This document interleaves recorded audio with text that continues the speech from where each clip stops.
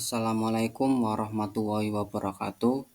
Perkenalkan, nama saya Muhammad Ikhwan Fadila. Saya dari mahasiswa PPG Prajabatan gelombang 2 tahun 2023 Prodi Bimbingan dan Konseling Universitas Pancasakti Tegal. Di sini saya akan menjelaskan tentang hasil best practice yang dilaksanakan PPL 2 di SMA Negeri 1 Keramat Tegal. Judul best practice yang saya laksanakan yaitu layanan bimbingan kelompok dengan metode problem based learning untuk membantu peserta didik dalam bijak menggunakan gadget. Di pendahuluan, di sini penggunaan gadget hampir semua orang menggunakan alat elektronik tersebut untuk memudahkan kegiatan dalam kehidupan sehari-hari. Di kalangan masyarakat, melainkan pada peserta didik, hampir semua menggunakan sebagian alat untuk menunjang suatu kegiatan belajar di sekolah maupun di rumah. Hal tersebut dapat menjadi sebuah tantangan bagi seorang guru. Penggunaan gadget yang sangat berlebihan akan berdampak pada diri peserta didik yang sering disebut kecanduan.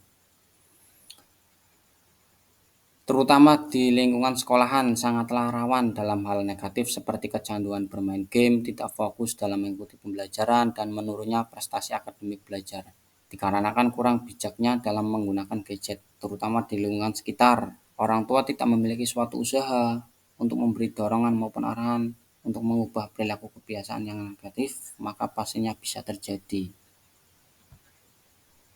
Latar belakang. Berdasarkan hasil observasi yang dilakukan oleh peneliti terhadap fenomena penggunaan gadget pada peserta didik di SMA Negeri 1 Keramat, Kabupaten Tegal pada kelas 10-8, peneliti menemukan suatu di mana terdapat beberapa peserta didik yang belum bisa menggunakan gadget dengan baik. Hal tersebut dilihat dari perilaku yang ditunjukkan peserta didik ketika di ruang kelas, seperti pada saat jam pembelajaran ada peserta didik yang bermain gadget, tidak memperhatikan guru dalam pembelajaran berlangsung, bermain game pada jam kosong, dan ada beberapa peserta didik yang sering tidur malam dikarenakan bermain game sampai larut malam. Pada kajian teori di sini, bimbingan dan konseling merupakan salah satu layanan yang diberikan oleh guru BK untuk membantu mengatasi permasalahan yang sedang dialami oleh peserta didik dalam proses belajar sosial pribadi maupun karir untuk arahan sebagai masa depan. Selanjutnya, bimbingan kelompok. Menurut Analita dan Firman, layanan bimbingan kelompok merupakan salah satu layanan dasar yang terdapat dalam bimbingan dan konseling dengan memanfaatkan dinamika kelompok untuk membahas suatu masalah yang terjadi pada peserta didik. Dari pembahasannya diperoleh akan menjadi pemahaman bagi peserta didik.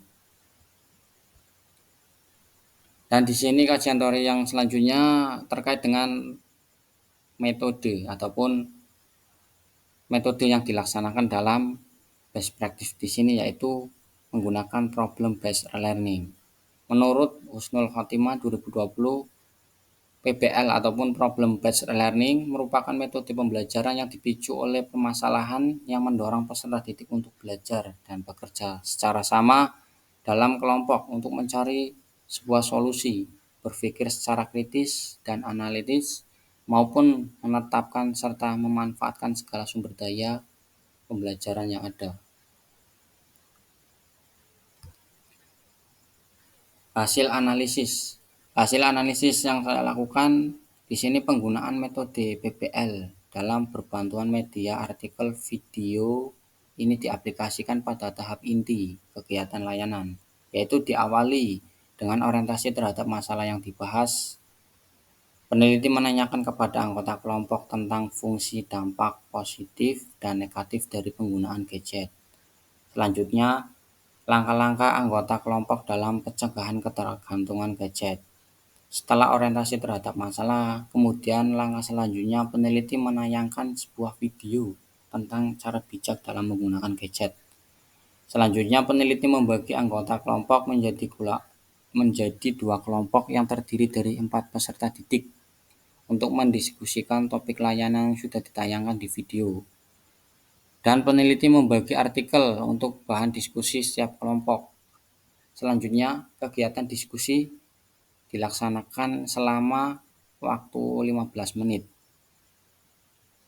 Setelah diberikan diskusi waktu selama 15 menit, peserta didik mendiskusikan artikel yang diberikan, menyelesaikan permasalahan tersebut. Kemudian kegiatan layanan dilanjutkan dengan sesi presentasi. Presentasi dilakukan setiap kelompok untuk mempresentasikan hasil diskusinya. Setelah melakukan hasil diskusi dan presentasi, maka tahap akhir kegiatan layanan adalah penutup. Peneliti menutup kegiatan bimbingan kelompok ini dengan menyimpulkan yang sudah dilaksanakan dan mendorong peserta didik untuk memberikan refleksi serta memberikan lembar evaluasi hasil yang harus diisi oleh peserta didik. Hasil pembahasan metode problem based learning yang digunakan dalam bimbingan kelompok ini mampu mendorong semua anggota kelompok untuk meningkatkan keterampilan bekerja sama, berkomunikasi, berpikir kritis, serta meningkatkan pemahaman peserta didik terhadap topik layanan, yaitu terkait dengan cara bijak menggunakan gadget.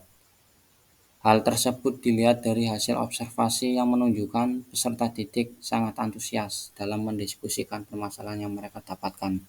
Dan mereka juga mampu membuat analisis penyelesaian masalah tentang pemahaman dalam penggunaan gadget dengan baik.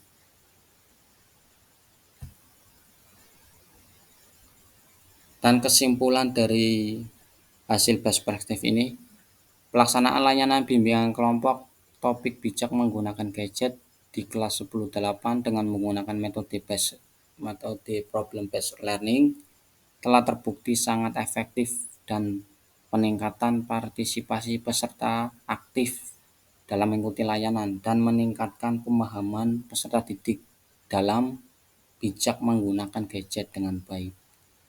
Keberhasilan ini dapat terlihat dari antusias peserta didik selama kegiatan layanan. Mereka memiliki kemampuan dalam berdiskusi, mencurahkan pendapat masing-masing anggota kelompok, serta mampu menyampaikan hasil diskusi. Dari refleksi yang dilakukan bersama peserta didik, mereka mengungkapkan bahwa layanan bimbingan kelompok yang dilaksanakan sangat menarik dan menyenangkan karena menggunakan media artikel berbantuan video dalam kegiatan layanan. Sekian, terima kasih hasil pemaparan yang saya lakukan dan hasil best practice. Terima kasih. Assalamualaikum warahmatullahi wabarakatuh.